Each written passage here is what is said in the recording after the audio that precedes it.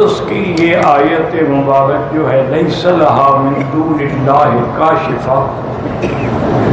یہ سورۃ النجم کی آخری آیات میں ہے۔ اس آیت کے بارے میں بڑے بڑے عالم عامل نے لکھا ہے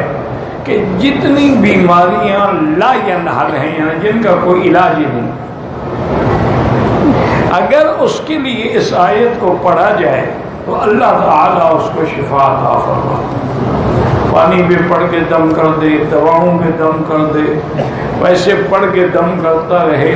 تو یہ ایک آیت ایسی ہے کہ بڑے سے بڑے کینسر والے لوگ جو تھے نا وہ بھی ٹھیک ہو گئے۔ یعنی ایسی بیماریاں جن کا کوئی علاج نہیں ہے،